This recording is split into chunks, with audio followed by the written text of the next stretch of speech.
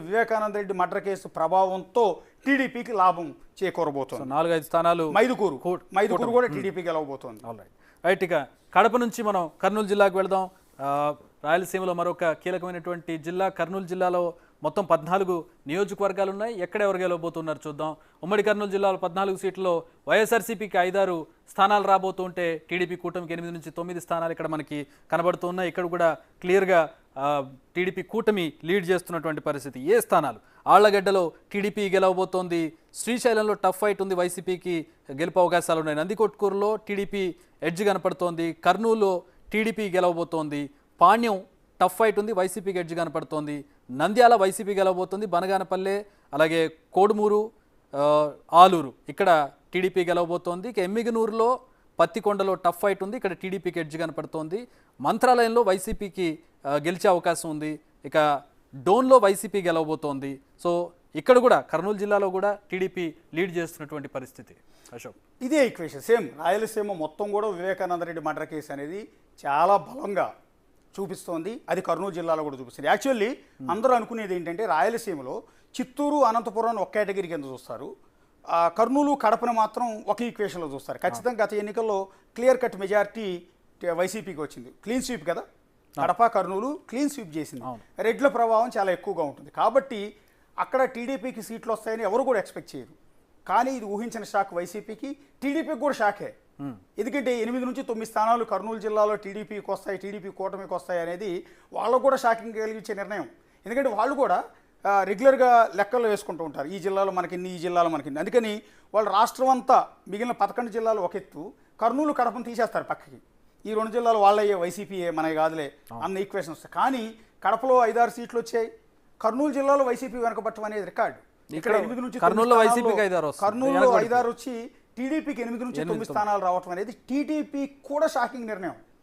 మీకు టీడీపీ ఈక్వేషన్స్లో కర్నూలు కడపను తీసి పక్కన పెట్టేస్తారు. ఈ 2 మనవి కాదు, మన జిల్లాలు కాదు, మనం అక్కడ గెలవం అని డిసైడ్ అయిపోతారు వాళ్ళు. అలాంటి చోట 8-9 స్థానాలు కూటమి గెలవటం అంటే ఆషామాషి వ్యవహారం కాదు, ఒక అద్భుతం, మిరాకిల్. ఇక వైసీపీకి ఊహించని షాక్. దానికి కారణాలు ఏంటి అనేది రకరకాల ప్రభుత్వ వ్యతిరేకత, రెడ్లలో వ్యతిరేకత. రెడ్లందరూ కూడా ఈసారి వైసీపీకి పనిచేయలేదు అని ఆ పార్టీలో డిస్కస్ చేసుకుంటున్నారు. మనోడు మన రెడ్డి అని గెలిపిస్తే మనకే ఏమీ చేయలేదు, మనల్ని పట్టించుకోలేదని. పర్టికులర్గా నెల్లూరు జిల్లా, కడప జిల్లా, కర్నూలు జిల్లాల్లో ఉన్న కాంట్రాక్టర్లు, పర్టికులర్గా రెడ్లు, ఆ రెడ్లు వైసీపీ ప్రభుత్వం రాగానే మన ప్రభుత్వం వచ్చిందని సంతోషపడ్డారు. అంతేకాకుండా కాంట్రాక్టర్లు ఎక్కువగా ఉండటం వల్ల కోట్లాది రూపాయలు అప్పులు చేసి బ్యాంకు లోన్లు తీసుకుని వర్క్స్ చేశారు. రోడ్లు వేయటం దగ్గర నుంచి, ట్యాంకులు కట్టడం దగ్గర నుంచి, స్కూల్ కట్టడం, నాడు నేడు లాంటివి అన్ని కాంట్రాక్టులు, మెజారిటీ కాంట్రాక్టులు వీళ్ళే చేశారు. చేసిన తర్వాత వాళ్ళకి బిల్లులు క్లెయిమ్ కాల. ఎక్కువ నష్టపోయింది రెడ్లే. ఎందుకంటే అక్కడున్న కమ్మ కాంట్రాక్టర్లు, కాపు కాంట్రాక్టర్లు వీళ్ళెవరు కూడా తక్కువ వర్క్ చేశారు ఆంధ్రప్రదేశ్లో. రెడ్డి కాంట్రాక్టర్లు వాళ్ళు నష్టపోయారు. అందువల్ల ఆ బిల్లులు రాక ఈ రోజుకి అల్లాడుతూ ఉన్నారు. దానివల్ల వాళ్ళందరిలో వ్యతిరేకత ఉంది. రెండోది, ప్రభుత్వం పనిచేయలేదు, సంక్షేమ పథకాలు తప్ప డెవలప్మెంట్ లేదన్న ఈక్వేషన్ ఉంది. మూడోది, వివేకానంద రెడ్డి ఈక్వేషన్, షర్మిల ఈక్వేషన్. షర్మిల ఆమె గెలవకపోవచ్చు కానీ మిగిలిన వాళ్ళు ఓడించడంలో చాలా కీలకమైన. వివేకానంద రెడ్డి చనిపోయి హత్యకు గురయ్యి గత ఎన్నికల్లో వైసీపీని గెలిపించారు. ఈసారి అదే వైసీపీని ఓడించబోతూ ఉన్నారు. దీన్ని బట్టి మనకు అర్థమవుతుంది. కర్నూలు జిల్లాలో 8-9 సీట్లు రావటం అంటే బహుశా చూస్తున్న టీవీ చూస్తున్న టీడీపీ కార్యకర్తలు షాక్ గురయ్యి కొంతమంది కింద కూడా గిలగిలా కొట్టుకుంటూ ఉంటారు. ఏంటి ఇది, అద్భుతం, ఇది నిజమా, ఇది జరిగేనా, ఇప్పటికీ డౌట్స్ ఉంటాయి చాలామందికి.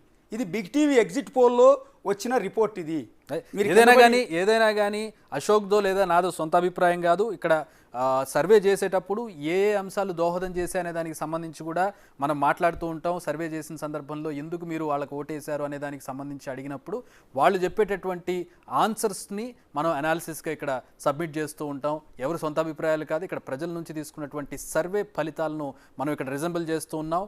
బిగ్ టీవీకి ఒక రెప్యుటేషన్ ఉంది, బిగ్ టీవీ సర్వేకి ఒక రెప్యుటేషన్ ఉంది. గతంలో కూడా చేసినటువంటి ఎలక్షన్ సర్వేలో, తెలంగాణ ఎలక్షన్ సర్వేలో అక్యురేట్ సర్వే వచ్చింది మనకి, పోస్ట్ పోల్ కానీ ప్రీ పోల్ కానీ. సో ఇప్పుడు కూడా ఇదే సర్వే, ఇలాంటి సర్వే ఇక్కడ రిజంబుల్ కాబోతుంది. ఎగ్జాక్ట్గా రిజల్ట్స్లో మరో 4 డేస్లో మీరు అది చూడబోతూ ఉన్నారు. సో దానికి సంబంధించి రైట్ నెక్స్ట్ మూవ్ అవుదాం, అనంతపురం జిల్లాకి మూవ్ అవుదాం మనం. అనంతపురంలో